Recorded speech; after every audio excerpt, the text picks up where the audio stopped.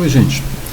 Vou colocar um vídeo rápido, dentro da medida do possível, né, sobre estrutura terciária de proteínas, tá certo? A gente ficou devendo isso. Para isso, a gente pega uma estrutura, você vai aqui no JMOL e você puxa o código PDB 1MBO, ok? Quando você puxa um MBO, você vai ter essa proteína aqui, ó. Mioglobina, tá? Uma mioglobina na sua forma oxi. Você tem a forma oxi carregada com oxigênio e a forma deoxi, né, descarregada com oxigênio. Oximoglobina, metamoglobina, cianomioglobina são termos utilizados dependendo do tipo de elemento químico que pode estar ou não complexado, absorvido à superfície. Tá bem? Bom, a coisa mais basicona aqui, na hora que você gira aqui a molécula de mioglobina, que você percebe, não sei se você consegue perceber, tem uma coisa meio esquisita aqui no meio que realmente é mais difícil perceber mesmo. Vamos mudar a representação. Primeiro vamos mostrar os grupos, tá? Então, se a gente colocar os grupos aqui, veja, além dos aminoácidos, você tem também o oxi, que seria o oxigênio, e um grupo sulfato, natural, talvez do processo de cristalografia mesmo, e você tem esse grupo M. O que seria esse grupo M? Então, para saber disso, você restringe a informação para o M, tá certo? Muda, por exemplo, a renderização dele, né? Vou tirar o mouse de cá. Wireframe only, wireframe 0.2, por exemplo. Tem alguma coisa errada ali porque está em vermelho, então é wireframe. Wireframe fica meio difícil, né? Wireframe on, bota essa representação aqui. Se a gente der um zoom 0 agora, a gente tem ele no centro da tela, tá bem? Esse aqui é o grupo M. O grupo, você pode ver que isso não parece com nenhum tipo de aminoácido daqueles 20 que nós tínhamos mencionado, certo? E realmente não é. Isso é um composto diferente na estrutura de proteínas, que é denominado de grupo prostético. Então eu explico, tá? Aliás, podia até explicar junto com o próprio... não vou conseguir, vou?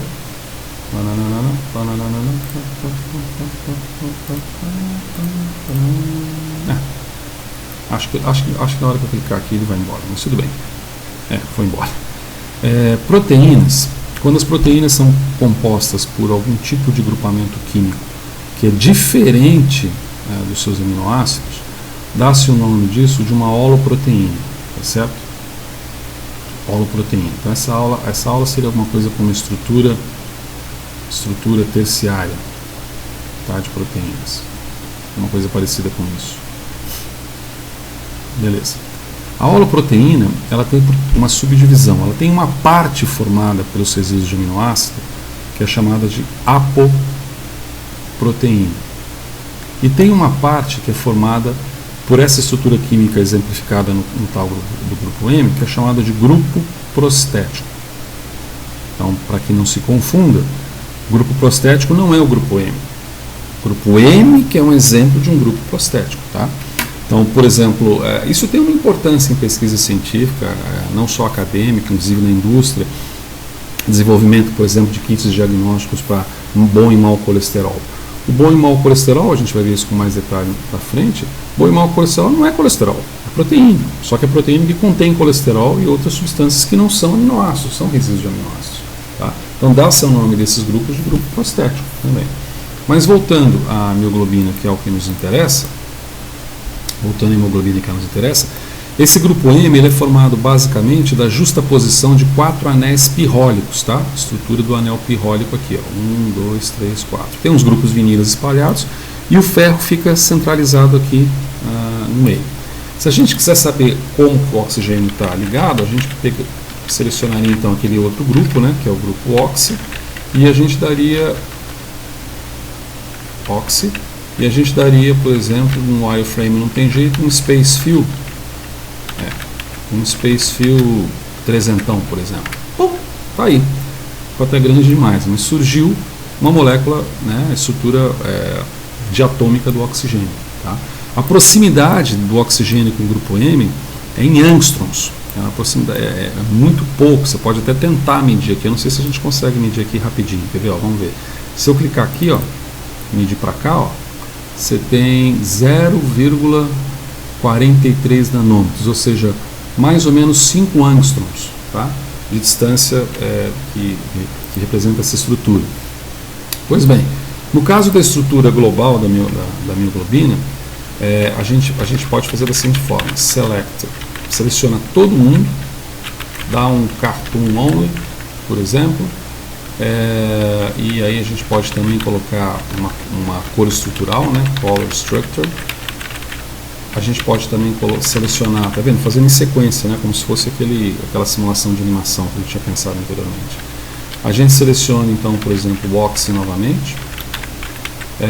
A gente pode colocar novamente um Space Fill, vamos colocar ele um pouco menor, Space Fill 200, ou 2000, foi 200.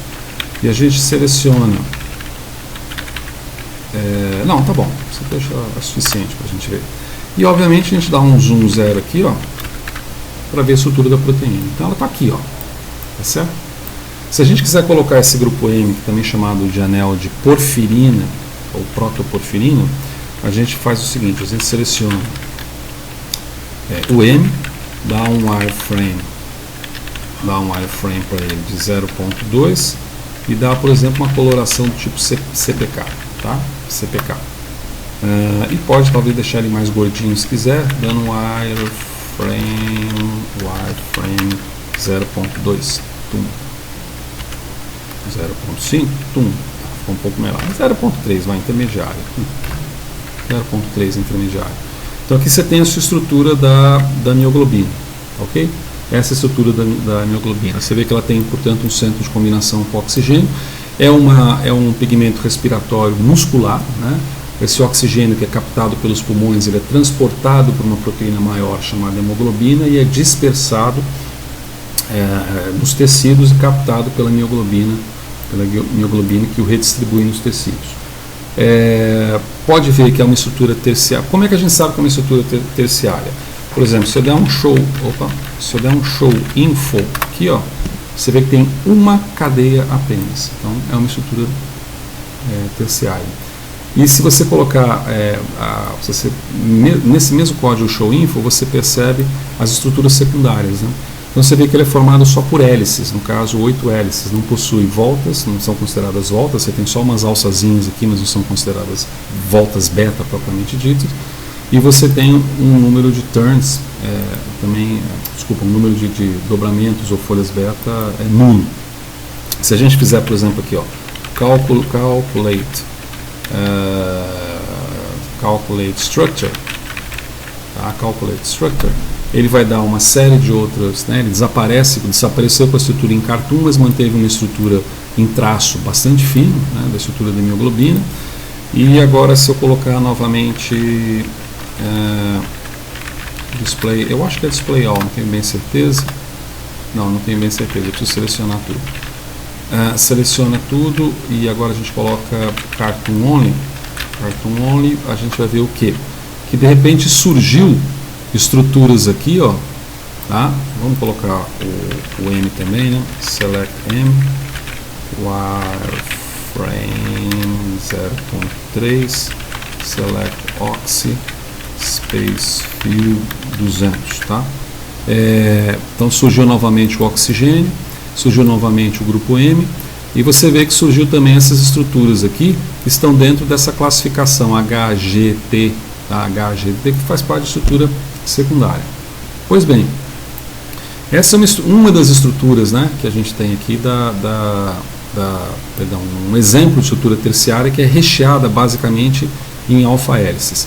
Se a gente quiser saber a distribuição, aí você tem que pegar lá o livro, pode pegar o livro do JMOL mesmo, ou pode pegar um outro livro, que diz sobre predictabilidade estrutural de proteínas. Essa predictabilidade ela se dá em função de ângulos diedrais, que são aqueles ângulos que estão nos extremos da ligação amídica, da ligação peptídica, um ângulo φ, um ângulo psi, tá? Um ângulo CN e um ângulo CC. Isso faz com que a rotação desses ângulos seja restringida ou possa restringir o tipo de estrutura secundária que é formada.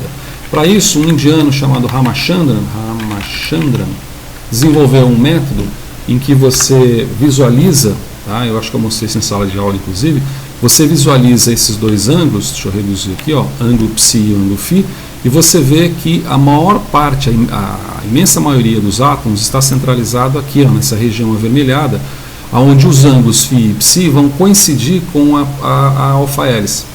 Então você tem, dependendo do ângulo formado, o potencial de direcionamento para uma estrutura secundária. Você pode ver que as voltazinhas, né, não as beta, mas as voltazinhas estão colocadas ao longo de um outro ângulo qualquer, entendeu? Acho que para retornar eu tenho que digitar 1.1. Bom, retornei, tá? Então aqui você tem um exemplo de estrutura terciária, que é o exemplo da mioglobina. Um outro exemplo de estrutura terciária, que é bastante interessante também, é o colágeno. Para colágeno você escreve 1GCD. 1GCD. E vai chegar numa coisa completamente diferente, que é uma serinoprotease, né? Então, beleza. Então não é um GCD, ela é um CGD. Um CGD. Só invertir aqui, ó. Um CGD. Enquanto a mioglobina é considerada uma proteína tipicamente globular, o colágeno já não é. O colágeno é a principal proteína animal conhecida, então você tem que pensar de gente até inseto, por exemplo, né? É a maior abundância de proteína animal conhecida. E se a gente colocar agora aqui uma representação em cartoon e uma representação de cor estrutural, você vai ver que, ou melhor, em vez de cartoon, vamos colocar em traço, tá? Traço. Uma representação de traço, você vai ver que o colágeno, aquele colágeno que é conhecido como produto cosmético, inclusive, ele na verdade é formado por o entrelaçamento de 3 fitas, olha, tá vendo? Se a gente olhar, observar aqui sagitalmente, por assim dizer, na vista panorâmica de cima, você vê que esse colágeno ele tem uma justaposição de 3 fitas. E essas fitas formam-se hélices, mas não é considerada aquela hélice alfa-hélice. Sim, no caso do colágeno, é considerado, eu sei que eu vou perder isso aqui, é considerado, a hélice chama-se hélice 310, pode ver no livro lá, tá? Que é a hélice do colágeno. E essa nomenclatura está relacionada à disposição ou à distância de cada volta, dos aminoácidos em cada volta, tá bem? Se a gente pedir para observar aqui as cadeias laterais, ou dar uma proposta para observar os grupos, então você coloca aqui Show Groups, o que a gente observa? Que ele é extremamente pobre do ponto, este exemplo pelo menos, é extremamente pobre do ponto de vista da sua constituição estrutural. Você tem prolina, glicina e alanina. Alanina tem um grupo metileno na cadeia lateral, glicina tem o hidrogênio na cadeia lateral, e você tem essa aqui, ó, prolina, IP quer dizer hidroxiprolina, aqui não está mencionado, mas você também tem hidroxilisina, tá certo? Que são muito ricos no colágeno, lisina e prolina. Essa hidroxilação, que é feita inclusive mediada por vitamina C, quantas vezes você já não viu a história dos navios negreiros que chegaram no Brasil e que as pessoas estavam sangrando demais pelas orelhas, pelos ouvidos, e quem tinha quem tinha comido laranja na viagem sobreviveu, ou alguma coisa parecida com isso. A vitamina C é necessária, a gente chama de coenzima, depois a gente vai ver enzima, ela é necessária para que a hidroxilação ocorra e possa fechar, entrelaçar essas fibras de colágeno aqui, formando essa tríplice hélice. Se a gente der show info, você vai ver que o número de cadeias são 3, então o colágeno é considerado uma estrutura, na verdade eu coloquei errado aqui, né? O colágeno, por ter 3 cadeias, é considerado uma estrutura quaternária, certo? E a dimensão desse colágeno aqui que vai ser um pouco diferente. Eu não sei se você deve lembrar, talvez não, veja no livro, a alfa-hélice ela tem um passo de 5,4 nanômetros e 3,6 resíduos por volta, tá certo? Isso em cada volta vai ter essa dimensão. Se a gente tentar medir aqui, ó, eu não sei se a gente conseguiria fazer aqui, mas se você tentar medir o passo por aqui, ó, você vai ver que esse passo vai chegar em 0,9 nanômetros, tá? Que ou seja, o passo é muito maior, ele até avacaiou aqui, né? Deixa eu tentar de novo. Pá, vem para cá. Ele passo vai chegar em, de novo, vamos, última vez, saideira, né? Vamos para cá, para cá. Ele vai chegar em 0,9 nanômetros, portanto é quase o dobro, né, da volta que permite uma alfa-hélice. E isso O colágeno, a hélice 310 do colágeno, é um exemplo de hélice, como a alfa-hélice também é um exemplo de hélice. Ok? Então são duas proteínas interessantes.